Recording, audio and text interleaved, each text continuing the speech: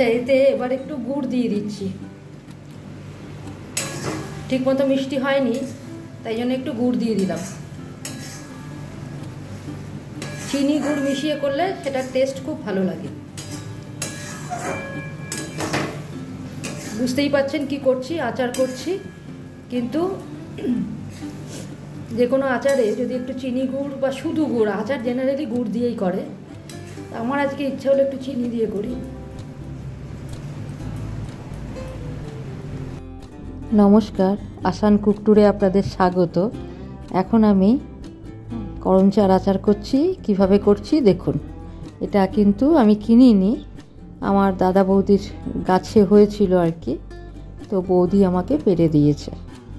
এখানে আমি অনেকটা করম চা নিয়েছি। এটা আমায় কিনতে হয়নি, আমার বৌদি আমাকে দিয়েছে আর কি, সেটা তার গাছের। তো এবার করম চা দিয়ে আমি কি বানাচ্ছি দেখাচ্ছি। আর এবার কেটেছি, কিছুটা কেটেছি, এই যে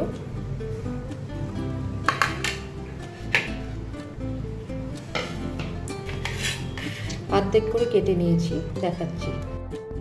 আমি এক একটাকে নিয়ে দুভাগ করে কেটে নিচ্ছি। প্রথমে দুভাগ করে কেটে নিয়ে দেখুন বীজগুলো একটু শক্ত থাকে, এবার বীজগুলো ভেতর থেকে বের করে দেবো। এবার কেউ ইচ্ছা করলে কিন্তু বীজ রেখে দিতে পারেন, কিন্তু বীজ রেখে দিলে কী হবে, এটা কষা লাগবে। যার জন্য বীজটা ফেলে দেওয়াটাই ভালো। তো একটা একটা করে করম চা এই ক্ষেত্রে ধরে কাটতে হবে, সময়টা একটু বেশি লাগে, কিন্তু ভালো কিছু করার জন্য তো এটা মানতেই হবে আর কি। এটা দেখুন একটু পাকা আছে, মানে পাকা কাঁচা মেশানো রয়েছে। আমি আগে এরকম দেখিনি, আমি দেখেছি সাদা রঙের হয়, তারপরে ওটা আস্তে আস্তে লাল হয়ে যায়। এটা আবার দেখছি সবুজ আর মেরুন, মানে এই রকম করম চা আমিও প্রথম দেখলাম বৌদির বাড়িতে। সব কেটে নিয়ে ফিরে আসছি। এগুলো আমার সব এইভাবে কাটা হয়ে গেছে, বীজ বের করে নিয়েছি। এবার দেখাচ্ছি। গ্যাস জেলে কড়া বসিয়ে দিয়েছি, দুটো শুকনো লঙ্কা ড্রাই রোস্ট করে নেব।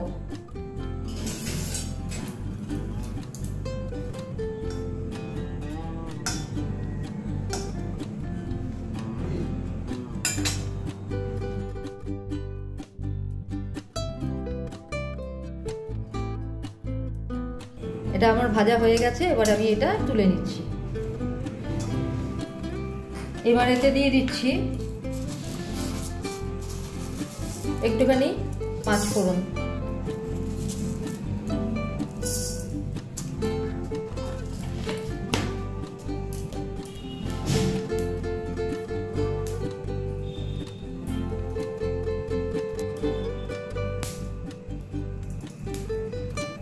আর দিচ্ছি একটু শুকনো লঙ্কা গুঁড়ো।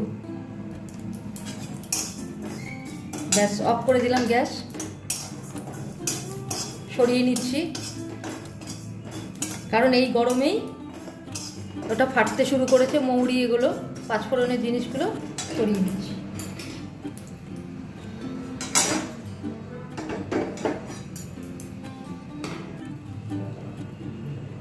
এবার কড়াতে, গরম কড়াতেই সর্ষের তেল দিয়ে দিচ্ছি।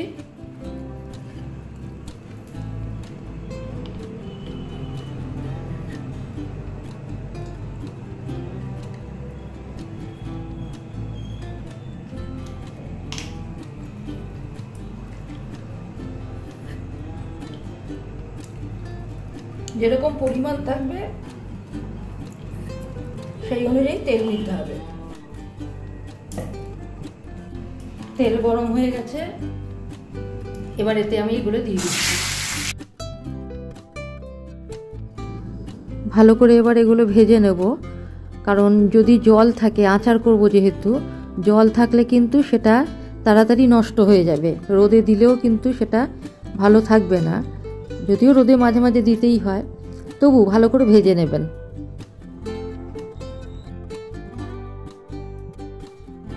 দু তিন মিনিট সমানে লো টু মিডিয়াম ফ্লেমে ঘেটে যাব। এবার দিয়ে দিচ্ছি আন্দাজ মতো নুন। নুন দিলে সবজি থেকে আরও জল বেরিয়ে আসবে। জল বেরিয়ে এসছে, আর ওই জলেতেই এবার কিন্তু এটা অল্প অল্প নরম হচ্ছে, সিদ্ধ হচ্ছে আর কি। এবার এতে দিয়ে দিচ্ছি আন্দাজ মতো হলুদ। হলুদ ভালো করে গরম চার সাথে মিশিয়ে নেব। বেশি ভাজবো না, নুন থেকে জল বেরোনোর পর ভালোই ভাজা হয়ে গেছে। এবার এতে দিয়ে দিচ্ছি আন্দাজ মতো চিনি। আমি কিন্তু কোনো মেপে কিছু দিচ্ছি না। আর চিনি দেওয়ার পর কিন্তু আঁচটাকে লো ফ্লেমেই রাখবো, কারণ চিনি থেকে এবার জল ছাড়বে, জল বেরোবে। আর যদি এখন বেশি হাই ফ্লেমে দিয়ে দিই তাহলে কিন্তু পুড়ে লাগার সম্ভাবনা আছে। সেই জন্য এবার কিন্তু লো ফ্লেমে আমি ধীরে ধীরে এটা ঘাটবো। ওটা ধীরে ধীরে ওর থেকে জল বেরোক, চিনির গলে আর কি জলীয় ব্যাপারটা আসবে, সেটা অবধি অপেক্ষা করব। চিনি যেহেতু গলছে তাই সমানে এখন ঘেটে যাব, না হলে কিন্তু লেগে ধরবে। এবার এতে একটু গুড় দিয়ে দিচ্ছি, কারণ মিষ্টিটা ঠিকমতো হয়নি, আরও মিষ্টি লাগবে। তো চিনি না দিয়ে আমি গুড় দিলাম। চিনি গুড় মিশিয়ে আচার করলে সেটার টেস্ট কিন্তু খুব ভালো হয়। এমনিতে আচার কিন্তু গুড় দিয়েই করা হয়, গুড় সেটাই মানে প্রাচীনকাল থেকেই হয়ে আসছে। কিন্তু এখন চিনি গুড় দুটো দিয়ে করলে কিন্তু টেস্ট ভালো লাগে। আর রঙটাও দেখুন কি সুন্দর হয়েছে। তো গুড়টা গলা অবধি তো এখন অপেক্ষা করতে হবে। এটা গুড়টা গলুক, ধীরে ধীরে মাঝে মাঝে এটা ঘেটে দেবো। এবার গ্রেভিটার থিকনেস ঠিক আছে। এর চেয়ে যদি আমি বেশি শুকিয়ে নিই তাহলে কিন্তু চিনি ঠান্ডা হয়ে এঁটে যাবে। সেই জন্য এখন আমি কিন্তু গ্যাস বন্ধ করে দিচ্ছি। এটাই আমার ঠিক আছে, এইরকম গ্রেভিটাই ঠিক আছে, আর মিষ্টিটাও ঠিক আছে। এবার গ্যাস থেকে আমি কড়াটাকে নামিয়ে নিলাম, একটু ঠান্ডা হতে দেব, কারণ গ্যাসে রাখলে পরে ওটা কিন্তু আরও বেশি ঘন হবে গ্রেভিটা। এবার এতে সেই ড্রাই রোস্ট করা শুকনো লঙ্কাগুলো ছোট ছোট করে কেটে দিয়ে দিচ্ছি। এইভাবে দুটোই আমি কেটে দিয়ে দিলাম। যে যেরকম ঝাল পছন্দ করেন, যদি কেউ ঝাল দিতে না চান দেবেন না, কিন্তু আমার একটু ভালো লাগে টক মিষ্টি ঝাল। টক হবে না, কিন্তু মোটামুটি একটু ঝাল ঝাল আমার ভালোই লাগে। এই ঝালটা কিন্তু যত দিন যাবে তত কিন্তু এটা বসে যাবে, এই ঝালটা কিন্তু অতটা বোঝা যাবে না। ঘেটে নিচ্ছি আর একটুখানি ঠান্ডা হতে দিচ্ছি।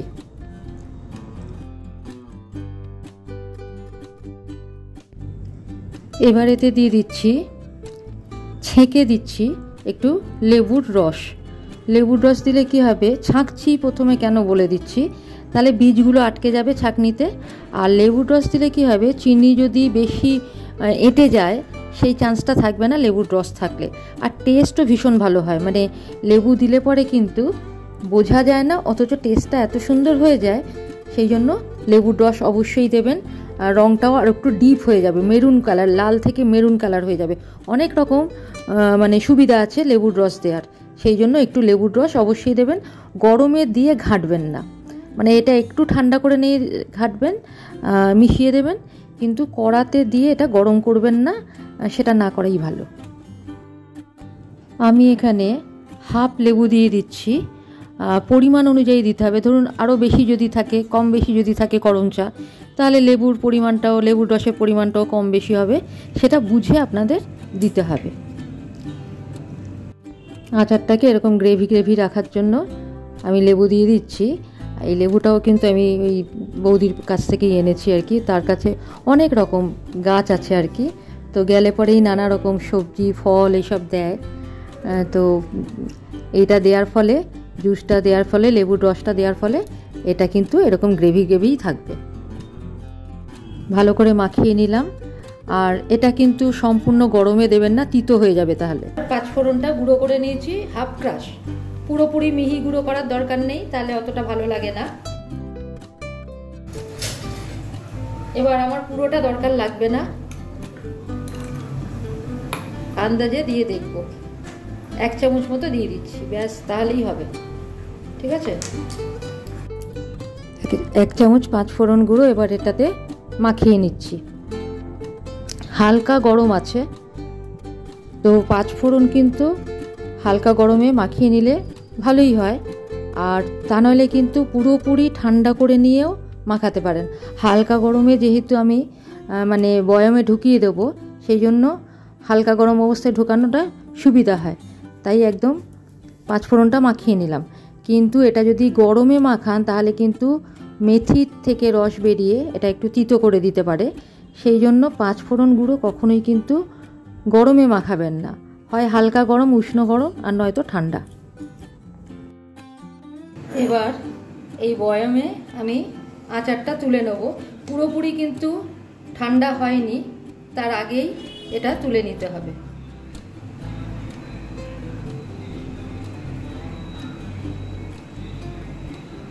খুব সুন্দর হয়েছে কিন্তু, হ্যাঁ, দারুণ হয়েছে। আমার করম চার আচার রেডি টু সার্ভ।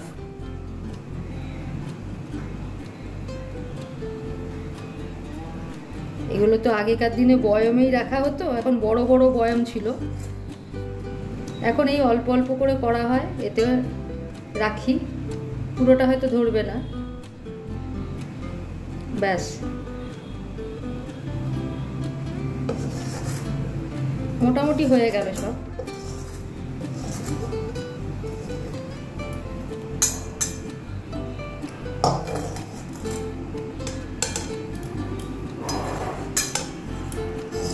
দেখুন আমার কিন্তু চেঁচে পুচে একদম হয়ে গেছে। করম চার আচার রেডি টু সার্ভ। আজকের মতো এখানে রাখছি, পরে অন্য কিছু নিয়ে ফিরে আসছি। ততক্ষণ ভালো থাকবেন, ধন্যবাদ। করম চার আচার বানাবেন, কেমন হলো জানাবেন কমেন্টে, আর লাইক শেয়ার সাবস্ক্রাইব অবশ্যই করবেন, তাহলে উৎসাহ পাই আর কি। তো সকলে ভালো থাকবেন, আজকের মতো এখানে রাখছি, ধন্যবাদ।